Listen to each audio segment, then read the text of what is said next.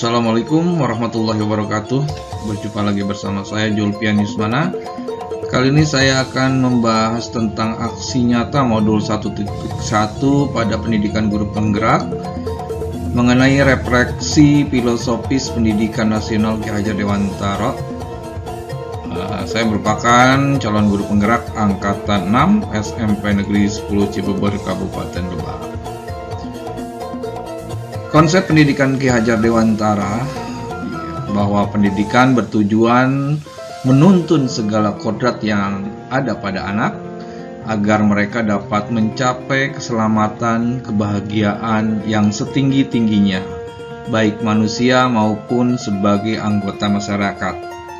Pendidik itu hanya dapat menuntun tumbuh atau hidupnya kekuatan kodrat yang ada pada anak-anak agar dapat memperbaiki lakunya dan tumbuhnya kekuatan kodrat anak.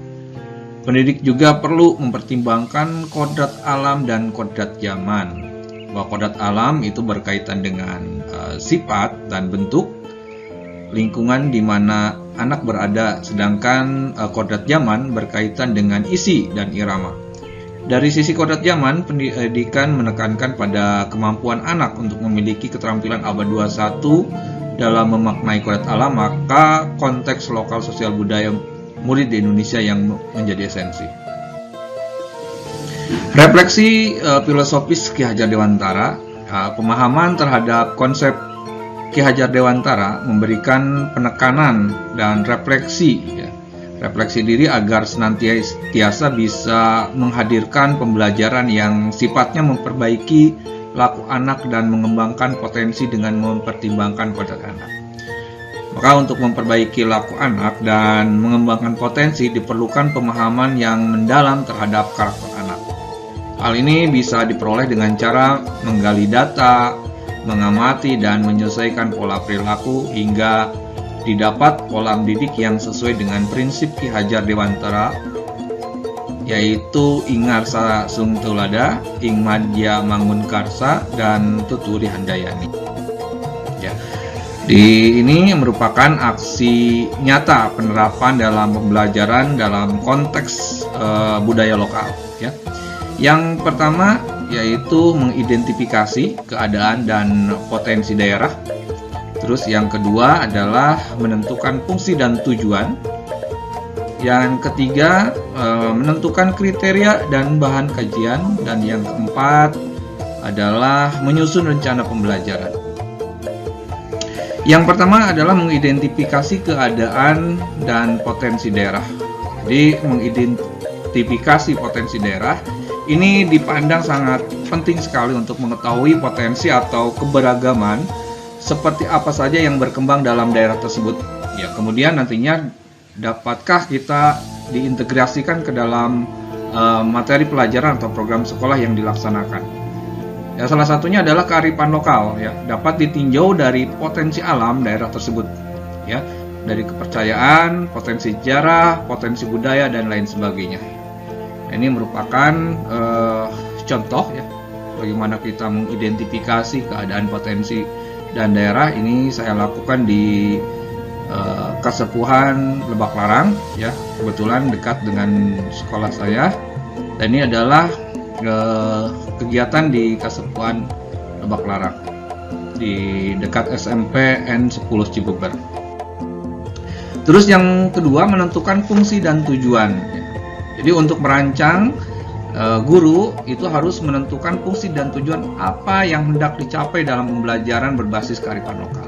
Sebagai batasan dan panduan bahwa fungsi dan tujuan ini harus dapat mengembangkan pengetahuan, sikap serta keterampilan bagi peserta didik. Jadi selain itu bahwa program sekolah yang berbasis kearifan lokal ini memiliki tujuan yang banyak sekali. Salah satunya adalah agar murid mengetahui keunggulan lokal daerah tempat tinggal, memahami berbagai aspek yang berhubungan dengan kearifan lokal tersebut, terus juga mampu mengelola sumber daya, terlibat dalam pelayanan, kegiatan yang berkaitan dengan keunggulan, sehingga memperoleh penghasilan sekaligus melestarikan budaya di situ, melestarikan tradisi dan sumber daya yang menjadi unggulan daerah serta mampu tentunya bersaing secara nasional dan global. Selain itu juga siswa diharapkan mencintai tanah kelahirannya, percaya diri menghadapi masa depan dan bercita-cita mengembangkan potensi lokal sehingga daerahnya bisa berkembang pesat serta dengan tuntutan era globalisasi dan informasi. Dan ini banyak sekali yang nilai-nilai luhur terkait kearifan lokal ya, salah satunya misalkan cinta kepada Tuhan, alam beserta isinya, terus tanggung jawab, disiplin dan mandiri, jujur, hormat dan santun, dan banyak.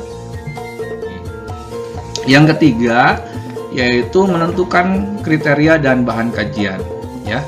Kriteria dan bahan kajian ini dapat meliputi kesesuaian dengan tingkat perkembangan siswa. Jadi kesediaan sarana dan prasarana yang mendukung tidak bertentangan dengan nilai-nilai luhur kearifan lokal ya, yang ada serta kelayakan apabila diterapkan. Jadi ini sangat penting sekali untuk menentukan kriteria dan bahan kajian ya. Artinya kesediaan sarana dan prasarana apakah mendukung atau tidak. Berikutnya yang keempat yaitu menyusun rencana pembelajaran atau program. Kebetulan di sini pengembangan kurikulum berbasis kearifan lokal ini tidak dimaksudkan untuk mengembangkan menjadi mata pelajaran tersendiri, ya, akan tetapi dapat diintegrasikan dengan mata pelajaran atau bidang studi lain yang relevan dengan keunggulan lokal yang hendak dikembangkan oleh sekolah. Di dalam program Sekolah SMP 10 Cibeber ini salah satunya adalah pada hari Kamis, yaitu melaksanakan Kamis berbudaya ya. Jadi setiap murid itu menggunakan baju adat sama seperti gurunya ya, yang seperti tampak di sini, dan pembelajarannya apapun itu menggunakan pakaian adat ya. Gitu. Ya. Ada istilah di orang Sunda yaitu ada sacanggreg pageh sagolek pangkek.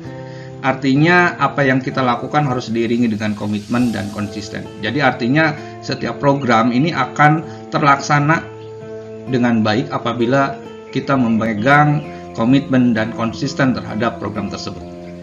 Itu aksi nyata dan hasil program sekolah dalam pembelajaran dalam konteks lokal bisa dilihat juga di sini. Setiap hari Kamis menggunakan baju pakaian adat ya. Di sini juga ada kegiatan siswa di luar sekolah yang mengembangkan kesenian lokal. Dan di sini adalah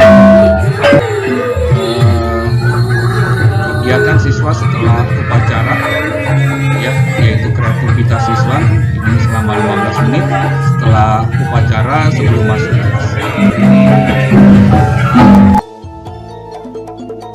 Itu saja, terima kasih atas perhatiannya. Mudah-mudahan apa yang saya sampaikan dapat bermanfaat.